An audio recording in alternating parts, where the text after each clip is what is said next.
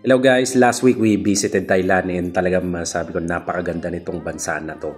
And bukod sa maliwalas, maluwag, and malinis, makikita mo rin yung mga tourist destination nila rito na talagang masabi mo na ginastosan and sobrang detalye ng paggawa dahil pansin mo sa mga temple na to, medyo intricate yung design, mosaic, tapos yung ano rin, organized din yung mga tao rito, the way paano ka mag-enter, tapos the way mag-exit ka rito, may mga instructions sila. So hindi ka malilito kasi every post doon may mga nakabantay. At doon din yung lugar na to na talagang welcoming and masarap din yung pagkain. Tapos something na talagang babalikan mo once matapos ka rito. Uulitin mo kasi yung food din nila panalo rin, hindi naman talagang pricey. Ano rin siya, kumbaga affordable din. And masabi ko quality, andun yung quantity, tapos masarap din. Though hindi lahat, kasi sa atin naman, subjective tayo Pero talaga magugustuhan mo. Meron din mga exotic food sila dito. Kung curious ka, pwede mo i-try. Pero sa ngayon, enjoy nyo lang muna. And tara na, let's go! And before the day of our flight, nag-ready muna kami para magpapalit ng Thailand money or Thai baht na sa ganun pag nandun na kami. Hindi kami maghahagilap ng papalitan sa airport or saan man pwedeng pagpalitan doon. And para rin, kunyari may magustuhan kaming bagay or something na mag-crave kami sa masarap na pagkain doon, ready na kami. Pero bago yan, dito muna kami, mag-deliver kami ng aming munting kabuhayan na dessert, halo-halo and cheesecake. Then after niya, proceed kami sa Fairview Terraces para magpapalit.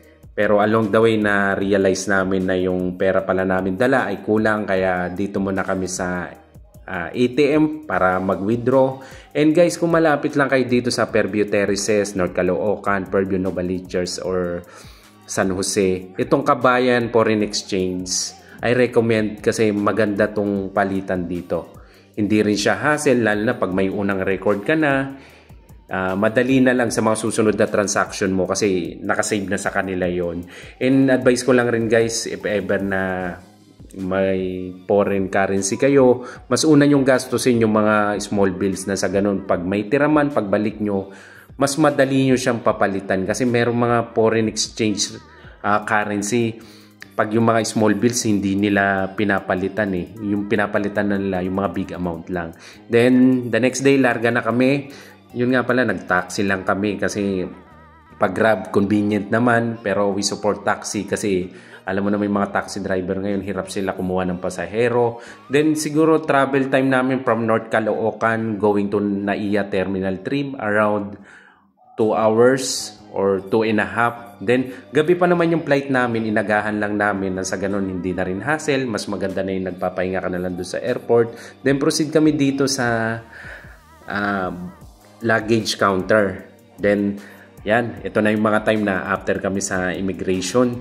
Sa immigration naman guys, may pagkakataon na tatanungin kayo sa something. Kumbaga, kung ano lang itanong, yun lang rin isagot nyo. And may pagkakataon na hanapan kayo ng document, pakita nyo lang like IDs, employees IDs, kasi yun din yung parang proof nila na babalik kayo. And alam mo naman, uso sa ibang bansa yung mga kunyari, ita-travel, tas maghanap ng trabaho. Then yung time na to, waiting na kami sa airplane. Tapos yan, papunta na kami dun sa aeroplano, tapos na kami ma-verify. Then nakaka-excite lang noon, sarap pag ganito lagi. Pero anyway, ayan, papunta na kami dun sa designated seat namin. Sa lagi nagta-travel, alam na to, na hindi pa nagte-take off yung aeroplano, dun ka muna sa pinaka-seat mo. Pero once mag-take off, nandun na sa ere, pwede ka na maghanap nung seat na bakante na kung saan komportable ka, ando ka sa bintana. Tapos from Philippines going to Thailand 3 hours. Tapos finally guys, andito na kami sa Dong Mueang International Airport. Mas luma ata to kumpara doon sa Suvarnabhumi, pero grabe rin, talagang napakalawak, hindi siya clog, tapos napakaluwag. Tapos yan, may makita pa mga robot na kusa naglinis. Then the first thing we do, nung nag-arrive kami rito, naghanap kami ng SIM card na pwedeng pagbilhan kasi hindi kami nakapag-book sa Klook nung nandun pa lang kami sa Pinas. Pero dito naman, pwede ka rin mag-book sa Klook. Buti na lang may GCash kami. Tapos right away makukuha mo rin agad yung SIM card na binili mo. Then yan, nag-ride rin kami, taxi ulit, papunta dun sa ano namin, sa hotel na nabook namin. Actually, yung hotel guys, hindi siya ganun super ganda. Pero ito pinili namin kasi malapit siya dun sa mga tourist destination. And from here, going to Grand Palace, mga 5 to 8 minutes lang walking. Noon din pagpupunta ka sa Wat Po, Wat Arun, tapos Chao Phraya River na talagang walking distance lang dito. And baba mo na kami kasi biyahe matagal, medyo Tom Jones, kaya hanap-hanap kami rito ng pwede kainan na bukas pa. And we arrive here around 12 AM na. So, most likely yung mga store dito sarado na. Pero good thing naman, meron siyang convenience store. May 7-Eleven din dito. Tinuro ni Kuya paglabas namin dito. Bandang kanan lang siya.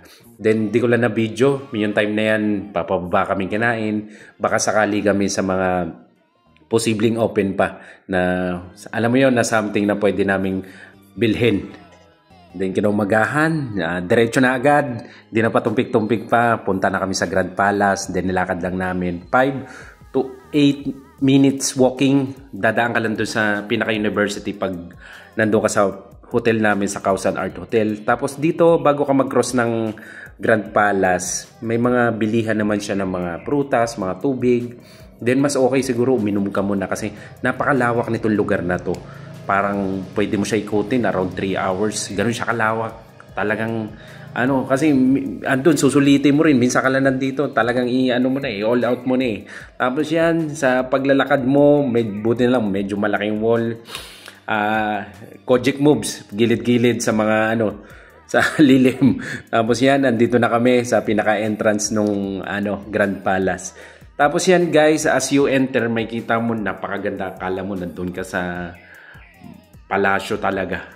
Literal na palasyo. Yung mga napapanood nyo sa movie. Tapos yun, fascinating lang. Tapos pila na kami dito sa bilihan ng ticket. Yung ticket pala guys sa 500 pesos. Pero sulit naman once makapasok ka dun. Kasi may kita mo na talagang ganda, pinaghandaan. Tapos napaka-detalye nung architecture nila. Tapos yan, enter na kami. Nataon nung pumunta kami rito, Chinese New Year. So, expect talagang sobrang daming tao noon. Majority sa kanila Chinese. Pero marami rin naman mga Western people. Then, pasok na kami sa entrance. Dito sa entrance, may mga nag-guide naman sa inyo kung saan yung dapat pasukan mo. Kasi mayroon silang dito pasukan na pang mas priority nila like pregnant tapos PWD, na sa ganun mas tuloy-tuloy din, smooth din yung Then, pagpasok mo, meron ditong mga painting sila na naka-display. Pwede ka dumiretso dun sa pinaka-palace, pero kami, we decided dito muna sa gilid, na sa ganun ma-appreciate namin yung mga temple nila, paano ito ginawa, tapos yung canvas. Mismong painting pala, ma-appreciate mo na kasi napakaganda, detalyado rin. Ang dami nga nagpa-picture rito pero yung mga pinakabantay nila dito, inaano na lang nila kasi para magtuloy-tuloy yung pasok ng mga turista. Tapos yan, dito may bago ka pumasok ng pinaka-gate nila, may mga tourist guide din dito, English or Chinese. Mismo dun sa Grand Palace, sa pinaka-entrance. Tapos yan, siguro kasi para nga madetalye yung cultural significance, historical background ng kada building, tapos ano yung pinaka-function niya. Tapos yan guys, yung Grand Palace consists siya ng 4 main parts, yung outer court, inner court, middle court, tapos yung Temple of Emerald Buddha. Kaya yun, napakaganda talaga rito. Appreciate mo every corner kasi kada sulok may kita mo talaga na detalyado, intricate yung mga design. Yun yung tawag nila rito, yun sa mga parang yung makikintab. Kaya yun, kada stop dito may kita mo, ang dami nagpapapicture kasi appreciate talaga nila. Kaya no wonder yung mga tao nagtatagal siya kasi sobrang ganda. Parang ayaw mo mamiss Kaya yun, picture-picture din kami. And in fact, dalawa lang kami ng asawa ko. Kala nga nila may tour guide kami.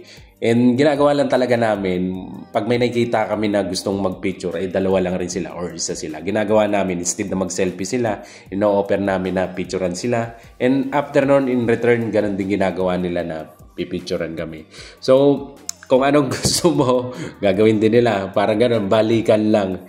And napakaraming tao rito. May part na malilim, may time na expose sa araw, depende kung anong oras ka pumunta rito. Pero open pala nila is 8:30 AM until 3:30 PM ng hapon. And nakita ko doon sa survey, visitor nila rito each day, so 20,000 to 22,000. So equivalent, kung 1 year siya, nasa 8 million a year. So gano'n siya dinadagsa ng kada turista rito. Siguro may mga local din paminsan-minsan kasi yung minsan nakausap ko, gusto rin nila bumalik rito kahit dito na sila. Kasi sino ba naman hindi ma-appreciate, may love sa detalyado, ginastosan na ganitong building. Actually, karamihan ng tao hindi namamangha dun sa mga religious significance. Namamangha sila paano ginawa, tapos yung architecture, gaano ka-detalye, tapos gaano mo siya ma-appreciate kada corner nun. As yun, ikot-ikot mo na kami, hanap ulit ng spot na pwede picturean. And dito pala, as you enter, meron silang mga requirements lang, mga dress code. Bawal yung revealing, like naka-sleeveless, spaghetti, naka-short, nakasando, bawal din. Tapos something na closed shoes, parang Crocs or basta yung ano naman siya, inaalaw naman nila. May area lang talaga na dapat mo siyang hubarin kasi yun yung pinaka-sacred place nila rito, parang church nila, yung Temple of Emerald Buddha.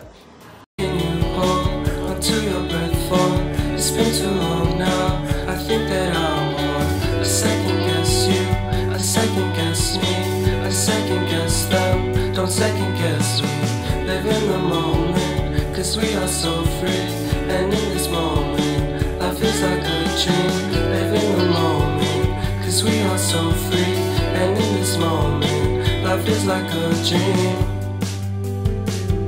So come a little closer, but don't hold your breath. Fascinating lang guys pag pupunta ka sa mga ganitong lugar kasi ma-appreciate mo yung craftsmanship, yung workmanship ng mga tao, gaano siya ginastosan ng gusto. Kaya ma-realize mo parang yung binayad mo rito talagang sulit na sulit or parang nag-extend pa dun sa expectation mo kasi napakaganda. Talagang lahat ng tao kada sulok, tingin, picture. And dito tatagal kayo. Parang pag ito yung pinaka first destination mo once pumunta kang Bangkok, parang dito ka mag-google na matagal kasi gusto mo siyang hindi lang parang sulitin, gusto mo talaga ma-appreciate every corner. And hindi lang siya nagpa-function as parang museum, tourist destination nila. Dito rin kinakandak yung mga royal celebrities nila, tapos some government official nila dito rin nag-o-office. Kasi nakikita namin doon sa gilid may pumapasok bukod pa doon sa mga empleyado talaga dito na nag-maintain doon sa kagandahan ng lugar. And this time, we entering doon sa Temple of Emerald Buddha. Ito po yun. And yun nga kala namin, ano lang siya, yung parang may Buddha tapos papasok ka, pipicture ka. Then, we find out nung nandun na kami sa loob, ano pala siya, parang simbahan nila. Kasi maraming yumuyuko, naninikluhod. And bawal siya picturean pag nandun ka sa loob kasi sacred nga. May mga spot dito na hindi allow yung picture o video. May kita mo hindi lang local, kahit yung mga turista nagdadasal na lumuluhod dun Siguro dahil na-appreciate nila yung building, yung structure, yung detalye ng paggagawa, kaya parang it's okay na parang umanoron. Pero we know, tayo naman Christian nation tayo, we know si Jesus lang talaga yung Diyos natin. Time na to, papunta na kami dun sa kabilang side, yung medyo malawak nila na palace, and papunta kami ron kasi gusto rin namin ma-appreciate. Actually, nagtagal din kami ron kasi ano siya yung kada corner nga sobrang ganda, tapos may mga halaman din. Hindi siya ganun sobrang ka-crowded gaya dito sa mga una na puntahan namin. Ito, spacious siya kasi ito rin yung time na pa-exit na rin Pero bago ka mag-exit, may kita mo yung palace na to, tapos may mga bonsai ata tawag dito sa mga halaman na to. And napakaganda rin. Sarap din mag-picture. And siguro pag pumunta ka rito, ang dapat mo lang dalhin, number 1, kung may umbrella ka maliit kasi yun nga, pag may pagkakataon na pumunta ka rito, maaraw. And good thing kasi kung nung pumunta kami rito, maaraw siya pero malamig yung simoy ng hangin kasi February nga. So siguro pag pumunta kayo na taon na medyo maaraw, baon lang kayo ng pantakip sa ulo nyo. Pwede yung parang sombrero na may visor. Tapos yan, number 1, tubig talaga. Although paglabas mo rito, marami naman mabibilhan ng mga tubig, mga shake, may kainan din.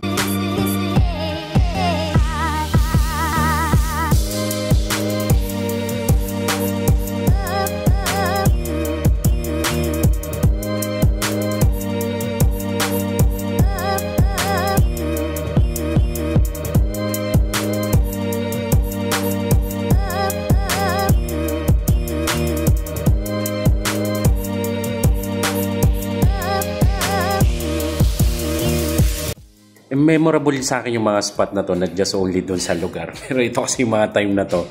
Ito yung, dito ako nakikisuyo magpa-picture, iba-ibang uri ng tao. May taga-Australia, Finland, Poland, Germany. Tapos yung time na to, palabas na kami. And dito na rin, nag-ano na rin, para naghihiwalay yung mga tourist guide nila. Then after siguro mapaliwanag lahat.